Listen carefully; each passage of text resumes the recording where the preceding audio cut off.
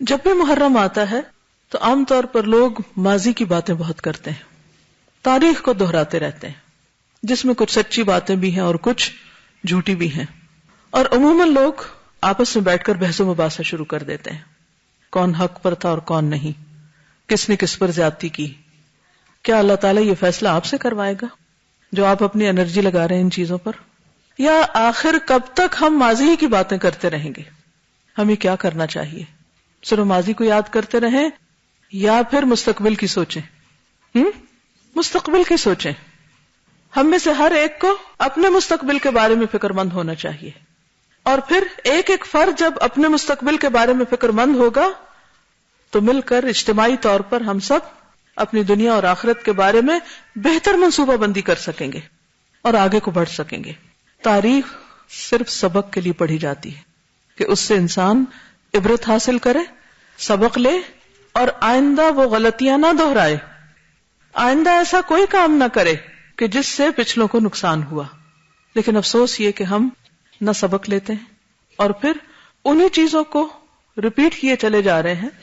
اگر صحابہ کے درمیان اختلاف ہوئے یا تابعین کے درمیان اختلاف ہوئے تو ہمارے لیے سبق کیا ہے کہ ہم ان چیزوں سے بچیں، یا یہ سبق ہے کہ ہم ان کے بارے میں فیصلہ کرنے بیٹھ جائیں اور آپس میں جھگڑیں اور ایک دوسرے کے قتل و غارت شروع کر دیں اور ایک دوسرے کو برداشت نہ کریں؟ نبی صلی اللہ علیہ وسلم نے فرمایا ہر مسلمان دوسرے مسلمان پہ حرام کیا گیا ہے، ہر مسلمان دوسرے مسلمان پر حرام ہے۔ کیا مطلب؟ اس کی جان، مال، آبرو، وہ ایک دوسرے کے بھائی اور مددگار ہیں۔ ہم سب کو نیکی کے کاموں میں ایک دوسرے کے ساتھ تعاون کرنا ہے، تو کرنے کا کام تو یہ ہے۔ دوسروں کے ساتھ کیسا معاملہ کہ اگر وہ اچھا کر رہے ہیں تو ان کی مدد کی جائے، اور اگر وہ غلط کر رہے ہوں تو ان کو غلطی سے روکا جائے، ان کے لیے خیرخواہی کے جذبات ہوں۔ لیکن حقیقت یہ ہے کہ سب سے بڑھ کر ہمیں نئے سال کی آمد پر خود اپنے بارے میں سوچ بچار کرنی چاہیے، اپنے مستقبل کے بارے میں سوچنا چاہیے، کیونکہ اگر ہم خود اپنے بارے میں نہیں سوچیں گے تو کیا کوئی دوسرا ہمارے لیے سوچے گا؟ کیا کوئی دوسرا ہماری نجات کے لیے کچھ کام کرے گا؟ سورۃ الحشر میں اللہ سبحانہ وتعالی فرماتے ہیں یا ایھا الذین آمنوا اتقوا اللہ ولتنظر نفس ما قدمت لغد واتقوا اللہ ان اللہ خبیر بما تعملون۔ تو ہمیں کیا کرنا ہے؟ نیا سال شروع ہوا، مبارکباد بھی دے دی، اس کے معنی بھی جان لیے، دعائیں بھی دے دی، ایک دوسرے کی حرمت کے بارے میں بھی پڑھ لیا، سن لیا، سمجھ لیا، اس کا بھی عہد کر لیا کہ ہم انشاءاللہ اللہ اور اس کے رسول کے ان احکامات پر عمل کریں گے۔ اور اس کے بعد اگلا کرنے کا کام کیا ہے؟ اپنے نفس کا محاسبہ نفس۔ وَلْتَنْظُرْ نَفْسٌ مَا قَدَّمَتْ لِغَدٍ، اپنے لیے سوچیں میں نے اپنی کل کے لیے کیا کیا ہے، اپنی آخرت کے لیے کیا کیا ہے۔ کیسے سوچیں؟ ابن القیم الجوزیہ، ان کی ایک کتاب ہے زاد المعاد۔ زاد المعاد، معاد کس کو کہتے ہیں؟ آخرت کو۔ اور زاد کس کو کہتے ہیں؟ زاد راہ کو، سامان کو، آخرت کا سامان کتاب کا نام ہے۔ زاد المعاد میں ابن قیم الجوزیہ محاسبہ نفس کا طریقہ بتاتے ہیں، کیسے محاسبہ کیا جائے۔ وہ کہتے ہیں کہ سب سے پہلے فرائض پر محاسبہ کریں۔ کس طرح؟ کہ مجھ پر کیا کچھ فرض عائد ہوتا ہے، عبادات میں کیا فرض ہے، مثلا نماز، روزہ، حج، زکوٰۃ۔ اسی طرح بحیثیت ماں میری ذمہ داری کیا ہے، بحیثیت بیوی میری ذمہ داری کیا ہے، بحیثیت مسلمان میری ذمہ داری کیا ہے۔ تو جو اہم ترین فرائض ہیں، بیسک رسپانسبلٹیز ہیں، ان کے بارے میں سب سے پہلے سوچنا چاہیے، کیونکہ قیامت کے دن سب سے پہلے کس کے بارے میں پوچھا جائے گا؟ فرائض کے بارے میں پوچھا جائے گا، خصوصاً نماز کے بارے میں پہلا سوال ہوگا، جو اللہ کے حقوق میں سے اور بندوں کے حقوق میں سے قتل کا فیصلہ سب سے پہلے کیا جائے گا۔ تو وہ لکھتے ہیں کہ اگر فرائض کی ادائیگی میں کمی پائے تو قضا یا اصلاح کر کے اس کا تدارک کرے۔ دو کام، جو کام نہیں کیا اس کو کرے۔ مثلا روزے چھوڑے ہیں تو کیا کریں؟ روزے رکھیں۔ فریضہ حج ادا نہیں کیا تو اس کو ادا کریں۔ زکوٰۃ ڈیو ہے تو اس کو ادا کریں۔ اور اسی طرح اگر مثلاً آپ نماز پڑھتے تو ہیں لیکن درست نہیں پڑھتے، صحیح مسنون طریقہ ہی نہیں آتا آپ کو، تو کیا کریں؟ اصلاح کریں۔ تو اس نئے سال کے شروع میں ہم سب کو اپنی اپنی نمازوں کا جائزہ لینا چاہیے، کیونکہ نماز کا حساب سب سے پہلے ہے۔ کیونکہ بہت سے لوگ ایسے ہیں جو نماز پڑھتے ہیں لیکن ان کی نماز ان کے سروں سے اوپر نہیں جاتی، یعنی قبول نہیں ہوتی، واپس ان کے منہ پہ مار دی جاتی کہ اللہ کو ایسی نماز نہیں چاہیے. اور اس کی بھی بنیادی وجہ کیا ہوتی کہ وہ سنت کے مطابق نہیں ہوتی، کیونکہ اس کے بارے میں بھی ہم نے کچھ خود ساختہ باتیں گڑی ہوئی اپنے لیے، اپنے آپ کو مطمئن کرنے کے لیے. کیا کہ اللہ تعالیٰ اب اتنی باریک باتیں تھوڑی دیکھیں گے کہ ہاں جی ایک حصہ بازو کا وہ خشک رہ گیا تھا تو وضو نہیں ہوا. نہیں، ایڑیوں کے بارے میں کتنی واضح حدیث ہے، وَيْلٌ لِّلْعَقَابِ مِنَ النَّارِ. یہ بات آپ نے کب فرمائی تھی؟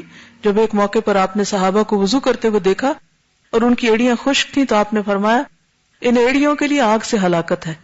کتنے ہی لوگ وضو کرتے ہیں، کوہنیاں خشک رہ جاتی ہیں، ایڑیاں خشک رہ جاتی ہیں، پوری طرح چہرہ نہیں دھوتے، یوں بعض اوقات لوگ چھینٹے مار دیتے ہیں اور کام ختم کر لیتے ہیں. پتہ ہی نہیں کہ وضو کیسے کرنا ہے، پتہ ہی نہیں کہ صحیح قیام کیسے کرنا ہے، رکوع کیسے کرنا ہے. بہت سے لوگ رکوع کرتے ہیں لیکن پوری طرح جھکتے ہی نہیں، آدھا سا رکوع ہوتا ہے.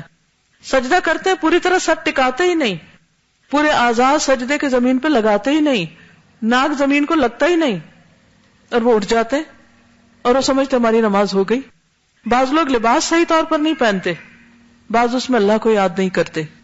کیا ان چیزوں کی اصلاح کرنا چاہیے یا نہیں؟ سوچئے کتنے سال کی ہوں میں، 20 30 40 50، کتنا اور جینا ہے. اگر اتنے سالوں میں بھی ابھی تک میں نے اپنی نماز کی اصلاح نہیں کی تو پھر آخر کب کروں گی؟ تو اس سال کا ٹارگٹ نمبر 1 کیا ہونا چاہیے؟ نماز کی 100% اصلاح.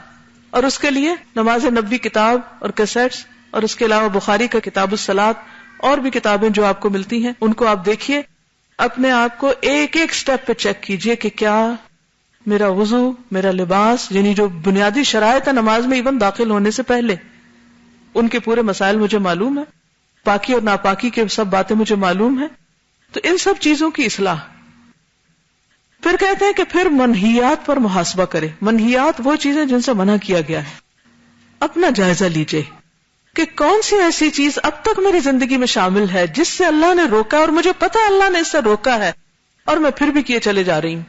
ہم میں سے ہر ایک کو پتا ہوتا ہے نا کہ کون سی چیزیں اللہ کو پسند نہیں، ہم جانتے بھی ہوتے ہیں لیکن پھر بھی کیے چلے جاتے ہیں. تو اس کا حل کیا ہے؟ اس کا علاج کیا ہے؟ کیا کرنا چاہیے؟ صرف لکھیں نہیں، بولیں بھی، دیکھیں بھی، سوچیں بھی، غور بھی کریں. تو کاپیاں بھرنے سے تھوڑی کام چلے گا. کیا کہا میں نے؟ کیا کرنا چاہیے؟ منہیات کو چھوڑ دینا چاہیے. چلیے اگر سب کچھ بیک وقت چھوڑنے کی ہمت صلاحیت نہیں تو کم از کم 1 یا 2 چیزیں ضرور مارک کر لیجئے کہ میں نے ہر قیمت ان کو چھوڑنا ہے. مثلا اگر آپ کو بہت زیادہ باتیں کرنے کی عادت اور آپ کو پتہ ہے اس سے وقت ضائع ہوتا ہے، مثلا اگر آپ کو لغو کی یا فضول میں مذاق اڑانے کی عادت ہے اور اس کو آپ انجوائے کرتے ہیں، اس کو دیکھ لیجئے. کوئی ایک چیز. بہت سارے ٹارگٹ جب ہم بنا لیتے ہیں نا، 10-12 لکھ لیتے ہیں تو ایک بھی نہیں کر پاتے، پھر ہم پریشان ہوتے ہیں کہ وہ تو جو کہا تھا وہ کیا نہیں. فرائض میں سے نماز کی اصلاح ایک چیز کر لیں مثلا، اور اسی طرح منہیات میں سے کوئی 1 یا 2 چیزیں اور اس پر ورک کریں. لمبے چوڑے منصوبے نہ بنائیں. اور اس کے لیے کیا ہے؟ نمبر 1 ان کو چھوڑنا، اور پھر توبہ اور استغفار اور نیکیوں سے اس کا تدارک. یہ بڑی اہم بات ہے کہ برے کاموں کو صرف چھوڑنا ہی نہیں بلکہ اس کے ساتھ ساتھ کیا کرنا ہے؟ نیکیاں کرنی ہے. تدارک کا مطلب ہے کہ اس کا اتار، اس کی جگہ اب اور نیکیاں زیادہ کرنی. اگر معلوم ہو کہ منہیات کا مرتکب ہوا ہے تو توبہ استغفار کرے اور نیکیوں سے اس کا تدارک کرے. مثلا آپ نے کسی سے وعدہ کیا، وعدہ کر لیتے ہیں نا ہم، چھوٹی چھوٹی بات پہ بڑے پکے وعدے کر لیتے ہیں، لیکن اس کے بعد کیا ہوتا ہے؟ کبھی آپ سے وعدہ خلافی ہوئی؟ بعض اوقات کلی وعدہ خلافی کرتے ہیں ہم، اور بعض اوقات جزوی، آدھی، چوتھائی. کیا اس پہ توبہ کرنی چاہیے؟ ضروری ہے. جی ہاں، اس لیے کہ نبی صلی اللہ علیہ وسلم نے فرمایا جو شخص بات کرے اور جھوٹ بولے، وعدہ خلافی کرے، امانت میں خیانت کرے، وہ پکا منافق ہے، خواہ نماز پڑھے اور روزہ رکھے. ڈر لگتا ہے اس حدیث سے؟ کوئی نہیں لگتا. اور منافق کی سزا کیا ہے؟ جہنم کے سب سے نچلے گڑھے میں. عمر فاروق جیسے لوگ منافقت سے ڈرتے تھے اور ہم منافقت سے بالکل بے خوف ہیں. اور آپ دیکھیں کہ شاید ہی کوئی دن ہو کہ جب ہم وعدہ خلافی نہ کرتے ہوں، کبھی کلی اور کبھی جزوی. ہاں یہ کام کر دیں گے، آپ بے فکر رہیں، اور اس کے بعد کیا کرتے ہیں؟ ایسے بھولتے ہیں جیسے کوئی بات ہی نہ ہو. تو اپنے ساتھ ایک تہیہ کر لیں اگر کہیں میں نے کوئی غلط بیانی کری، کیونکہ انسان ہے نا بھول جاتے، بعض میں آتا نہیں بات ایسے نہیں تھی ایسے تھی، اب جس سے آپ نے کی وہ تو کہیں چلا گیا، اب دوبارہ کوئی موقع ہی نہیں تدارک کا، تلافی کا، تو پھر کیا کریں؟ اب توبہ استغفار کے بعد صدقہ کریں یا کسی کے ساتھ بھلائی کریں، یعنی کوئی نہ کوئی ایسا کام ضرور کریں کہ جس کے ذریعے اس کا تدارک ہو جائے، اور پھر نیکیوں کے ساتھ اس کو کمپنسیٹ کریں۔ کہیں وعدہ خلافی ہو جائے تو کیا کریں؟ معافی مانگ لیں، یا پھر کیا کریں معافی کے علاوہ؟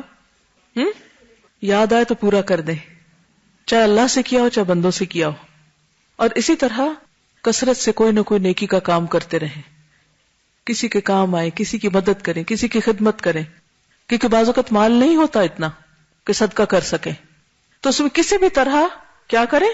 کوئی نیکی کا کام کریں، تو انشاءاللہ اس سے اس کا تدارک ہو جائے گا۔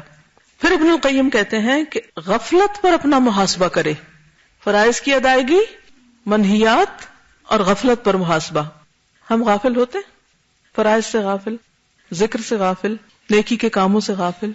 وہ کہتے ہیں کہ اگر مقصد تخلیق سے اپنے آپ کو غافل پائے، یعنی پتہ ہی نہیں میری کریشن کا مقصد کیا ہے، تو ذکر و اذکار اور اللہ کی طرف متوجہ ہو کر اس کا تدارک کرے، اللہ سے دعا مانگے، اللہ سے رہنمائی مانگے، مدد مانگے۔ اب دیکھیے کہ مثلاً اگر آپ نے ذو الحج میں حج کیا اور تمام شرائط کو پورا کرتے ہوئے حج کیا، تو اس کے لیے اللہ کا وعدہ کیا ہے کہ وہ پچھلے سارے گناہ معاف کر دے گا، گویا اب آپ کے پاس ایک سفید کاغذ ہے، اب نئے سرے سے اپنی زندگی کا آغاز کریں۔ ری بورن ہوتا ہے انسان حج کے بعد، اس میں اپنا محاسبہ کرتے رہنے کی ضرورت ہے کہ اچھا اس پر لکھے۔ لیکن اگر حج کا موقع نہیں ملا اور ابھی پیچھے بہت ساری ایسی چیزیں ہیں جو ٹھیک نہیں ہیں، تو کبھی آپ ہوم ورک کرتے ہیں اور اس میں کوئی چیز ٹھیک نہیں لکھی جاتی تو کیا کرتے ہیں؟ رب کرتے ہیں، مٹاتے ہیں، وائٹنر لگاتے ہیں، ریزر لگاتے ہیں اور اس کو صاف کرتے ہیں۔ تو توبہ اور استغفار کے ذریعے اس کو صاف کریں۔ لیکن یاد رکھیں کہ بہت ضروری ہے کہ انسان نیکیوں پر استقامت کے لیے اسباب اختیار کرے، اور ان اسباب میں ایک بہت اہم صحبت صالح ہے، نیک لوگوں کی صحبت۔ عموماً گناہوں کا ارتکاب کب ہوتا ہے، کیوں ہوتا ہے، کہاں ہوتا ہے؟ بتائیے، اپنا اپنا ہم سب جائزہ لیں، کہاں ہمارے منہ سے غلط باتیں زیادہ نکلتی ہیں؟ غلط ماحول میں، ایسے لوگوں کی کمپنی میں جو خود کیئر لیس ہیں، تو انہیں دیکھ کر ہم آٹومیٹیکلی ان کے انفلوئنس میں آ جاتے ہیں، اور ہم نہ سوچتے ہوئے بھی ایسی باتیں کہہ جاتے ہیں جو ہمیں نہیں کہنی چاہیے، اور بعد میں ہم ریگریٹ کرتے ہیں کہ میں وہاں چپ کیوں نہ رہی، مجھے یہ کہنا نہیں چاہیے تھا، لیکن اب وہ ہو چکا، اب کیا کریں؟ ڈھیٹ بن جائے، اچھا ہو چکا اب کیا کریں؟ نہیں، توبہ استغفار کریں اور اس کی اصلاح کریں، اور کانشیسلی شعوری کوشش کے ساتھ کوئی اچھی بات کریں۔ ذکر اذکار کے علاوہ اگر کسی بندے کو آپ نے اپنی کسی بات سے دین سے بھگا دی یا کوئی ایسی غلط کی، تو کسی اور کو دعویٰ کر کے، کسی اور کو کوئی اچھی بات کر کے اس کا تدارک کریں۔ یعنی جس قسم کا گناہ ہوتا ہے نا، تو تدارک بھی اسی قسم کی چیز کے ساتھ کرنا چاہیے۔ اگر مالی غلطی ہے، گناہ ہے، تو صدقہ خیرات، اور اگر زبان کی ہے تو زبان سے ہی تدارک کریں، اور اسی طرح اگر کسی کے ساتھ اور کوئی ظلم زیادتی کی ہے تو اسی انداز سے تدارک کریں۔ تدارک کا کیا مطلب ہے؟ اس کی صفائی اور اس کو ریڈو کرنا۔ تو محرم میں کرنے کے کاموں میں اہم ترین کام کیا ہے؟ پھر سیلف انالیسس، اپنی ذات کی اصلاح، اپنا محاسبہ، اور اچھے کاموں کی پلاننگ۔ اور پلاننگ میں بہت ڈھیر کام نہیں لکھنے، ایک دو کلیئر کٹ ٹارگٹس جن کو آپ واقعی نبھا سکیں اور وہ کر سکیں۔ اس سے زیادہ کہ اللہ توفیق دے دے تو بہت ہی اچھی بات ہے، کیونکہ ہوتا تو سب کچھ اللہ کی توفیق سے ہے نا، انسان کے کرنے سے تو نہیں ہوتا۔